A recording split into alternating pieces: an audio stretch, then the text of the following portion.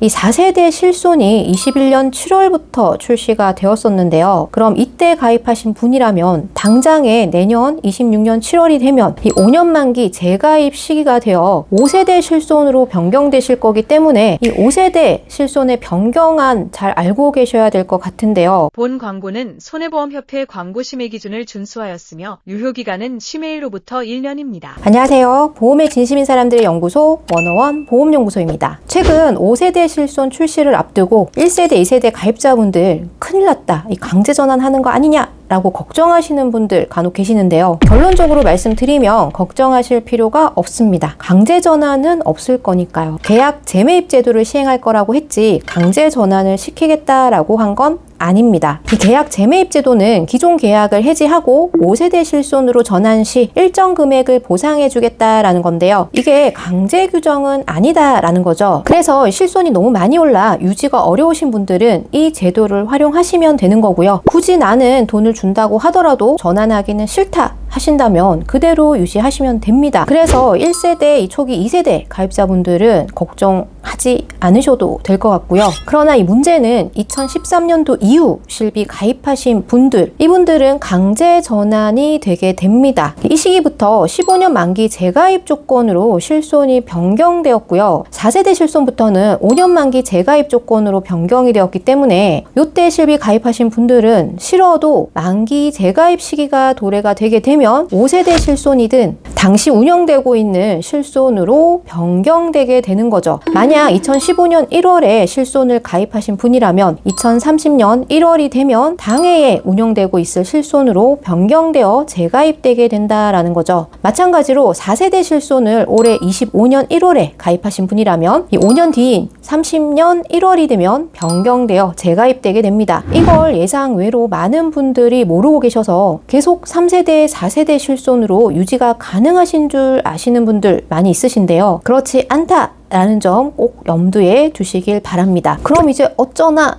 고민되시는 분들 많이 계실 텐데요. 저희가 재난적 의료비 지원 사업에 대해서 영상 올려드린 게 있는데요. 그 영상을 보시면 아시겠지만 중위소득 100% 미만의 가정에서는 당장엔 너무 겁먹지 않으셔도 될 것 같습니다. 궁금하신 분들은 그 영상도 꼭 시청하시고요. 그러나 모든 사람이 적용되지 않는다라는 점과 100% 또 다 보상이 가능한 게 아니다라는 점이 있고, 그리고 앞으로 10년 뒤, 20년 뒤 미래에는 어찌 될지 모른다라는 점이 또 있는데요. 이 노후 세대는 증가하고 일하는 세대는 줄어들고 있으니까요. 그래서 이 비갱신형으로 치료비 플랜, 수술비 플랜 등을 꼭 준비해 두심을 개인적으로 추천을 드립니다. 자, 이 5세대 실손 연말이나 내년 초에 출시할 거라고 발표를 하였었는데요. 그러나 일부에선 연말 출시가 가능하겠냐라는 말도 있었지만 금융당국 5세대 실손 연말 출시 이상무라는 기사가 나온 걸로 봐서는 연말 출시를 목전에 두고 있지 않나 싶습니다. 이 4세대 실손이 21년 7월부터 출시가 되었었는데요. 그럼 이때 가입하신 분이라면 당장에 내년 26년 7월이 되면 이 5년 만기 재가입 시기가 되어 5세대 실손으로 변경되실 거기 때문에 이 5세대 실손의 변경안 잘 알고 계셔야 될 것 같은데요. 자, 그래서 오늘은 이 5세대 실손 도대체 어떻게 바뀐다는 건지 금융위원회에서 발표한 보도 자료의 내용을 가지고 핵심만 콕 짚어서 알기 쉽게 얘기 드리려고 합니다. 자, 그럼 지금부터 바로바로 시작해 볼게요.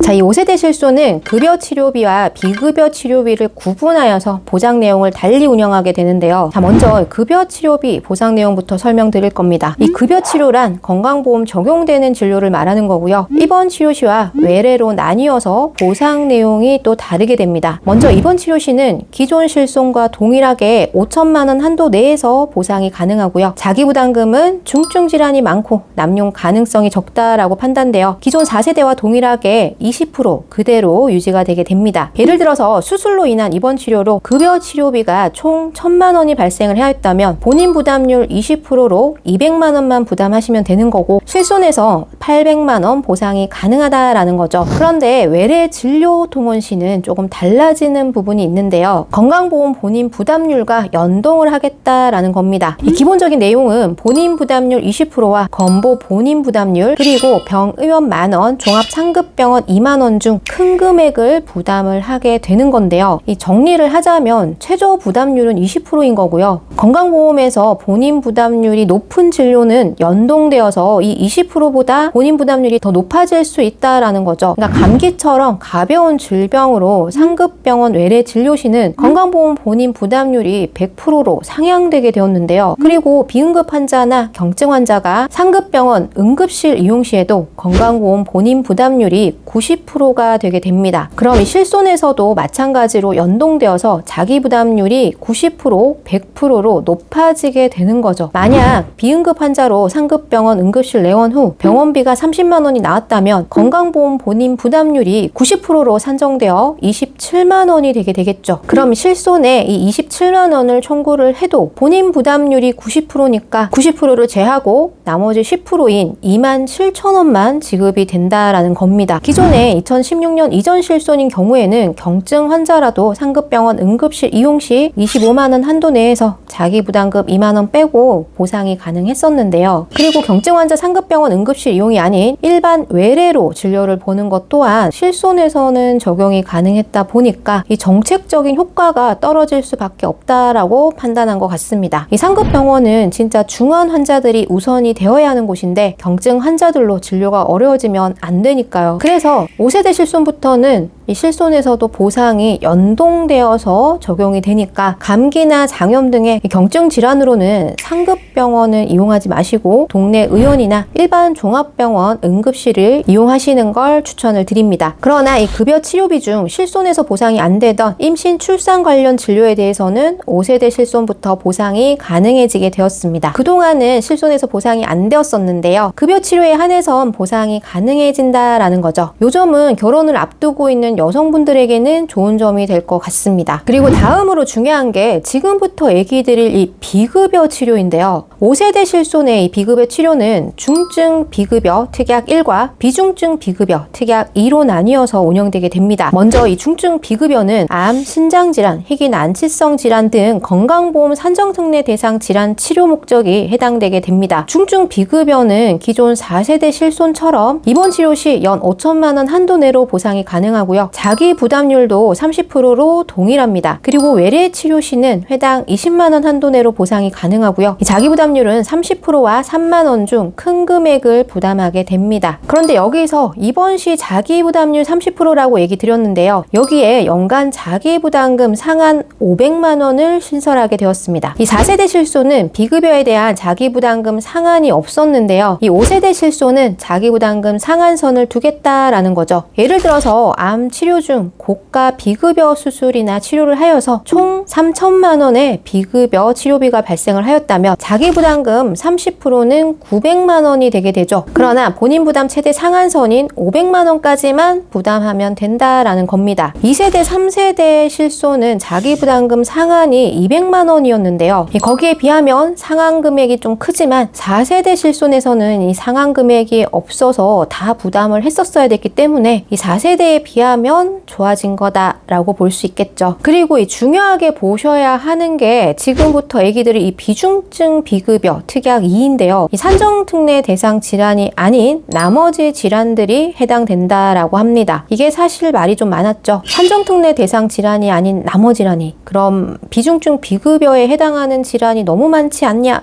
하는 생각이 개인적으로도 드는데요. 일단 보상 내용을 한번 보면 입원 시는 연간 1,000만 원 한도 내에서 보상이 가능하다라고 하였고요. 병의원은 회당 300만 원 한도 내로 보상이 가능하다라고 되어 있습니다. 그리고 자기 부담률이 50%가 되게 되는데요. 이 보상 한도도 작은데 본인 부담이 50%라니. 그리고 이 외래 시는 일당 20만 원 한도 내로 보상이 가능하고요. 자기 부담률은 5만 원과 50% 중 큰 금액을 부담을 하게 됩니다. 그리고 일부 비급여는 아예 보상에서 제외되게 되었는데요. 도수치료, 체충격파 치료, 증식치료, 근골격계 치료, 비급여 주사제, 그리고 미등재 신의료기술은 이 보상이 안 되게 됩니다. 이 작은 치료들은 그럴 수 있다라고 쳐도 허리 디스크 수술을 한다든지 협착 수술을 한다든지 연세 드신 분들 많이 하시는 무릎 수술이나 기타 등등의 수술들도 이제 비급여 수술은 좀 하기가 어려울 수 있겠다라는 생각이 듭니다. 예를 들어서 요초의 협착으로 비급여 수술을 하셨는데 이 신의료기술평가원에 등재되어 있는 수술이라면 보상이 가능하긴 하겠죠. 그러나 예를 들어 수술비가 800만 원이 나왔다면 본인 부담이 50%가 되니까 400만 원은 내가 내야 되고 실손에서는 400만 원만 보상이 가능하다라는 건데요. 이 50% 보상도 가능한 게 어디냐라고 할 수도 있겠지만 개인적으로 50% 부담은 좀 많은 것 같다라는 생각이 듭니다. 사실 자기 부담률이 30%만 되어도 이 비급여 수술 할까 말까 고민하시게 되지 않나요? 이 수술비가 800만 원이라면 30%만 해도 240만 원인데 이 작은 금액은 아니지 않나 싶은 생각이 듭니다. 주변에 이 4세대 실손 가입자분들 보니까 30% 부담률도 대부분은 할까 말까 고민을 하시는 것 같더라고요. 근데 문제는 병원들이 실손을 믿고 너무 비급여 수술을 추천하는 데에 있기도 합니다. 그리고 개인적으로는 비용이 너무 비싸지 않나 하는 생각도 들고요. 그러나 새로 나온 이 수술이나 치료법들이 되게 비급여가 많죠. 그리고 진짜 치료가 필요하신 분들은 이왕이면은 새로 나온 치료들을 받고 싶기도 하실 거고요. 그래서 이게 참 어려운 문제입니다, 여러분. 여튼 이 5세대 실손은 비급여에 대한 보상이 낮아진다라는 점 참고를 하셔야 될 것 같습니다. 그리고 이 중증 비급여와 비중증 비급여는 선택 가입도 가능하다라고 하는데요. 하나만 선택해서 가입하실 분들이 계실진 모르겠으나 만약 중증 비급여만 가입하신다면 보험료가 약 50% 정도 저렴해진다라고 하네요. 그리고 중증, 비중증 둘 다 가입한다 하더라도 기존 실손보단 30%가량 저렴해진다라고 하는데요. 보험료는 저렴해진다고는 하나 결론은 5세대 실손 이 보상 조건에서는 그닥 좋은 것 같진 않다. 라는 게 제 개인적인 생각입니다. 그리고 이 4세대 실손에서 운영되고 있는 비급여 할인 할증 제도는 5세대 실손에서도 동일하게 적용될 거라고 하는데요. 이 중증 비급여는 포함되지 않고 비중증 비급여에 대해서만 적용되는 거니까 참고하시고요. 비급여 할인 할증 제도는 저희가 다음에 따로 정리하여서 올려드리도록 하겠습니다. 자, 오늘 이 5세대 실손 변경안에 대해서 정리하여서 알려드렸는데요. 사실 개인적으로는 일부 무분별한 과잉 진료를 일삼는 병원들이 좀 원망스럽기도 합니다. 지금도 이 실손 개정을 가장 반대하는 건 의사분들인 것 같더라고요. 뭐든지 너무 과하면 문제가 되는 것 같습니다. 병원에 갔더니 뭐 도수 치료량, 피부 레이저 시술을 패키지로 진행을 해주는데 실손 처리가 돼서 내 돈 얼마 안 들어간다더라 이런 얘기 아마 많이 들어보셨을 겁니다. 그래서 아예 도수 치료를 보상해서 제외를 시켜버리게 되었네요. 그 외에도 뭐 실손이 있느냐, 실손 금액에 맞춰서 해주겠다 뭐 등의 기타 등등의 일들이 알게 모르게 발생하는 경우들이 있는데요. 결국엔 정말 필요한 사람들이 피해를 보게 되는 것 같습니다. 현재 이 실손보험만으로는 앞으로 이 의료비가 위태로울 수 있습니다. 비갱신형 치료비 플랜이나 수술비 플랜 꼭 보완을 해 두시길 바라고요. 여러 가지 보험 관련 문의, 상담 저희 원어원 보험연구소로 연락 주시면 안내를 도와드리겠습니다. 그럼 다음 시간에 좀 더 유익한 정보로 돌아오도록 할게요. 지금까지 보험에 진심인 사람들의 연구소 원어원 보험연구소였습니다. 다음 시간에 뵐게요. 안녕. 본 광고는 손해보험협회 광고 심의 기준을 준수하였으며 유효기간은 심의일로부터 1년입니다.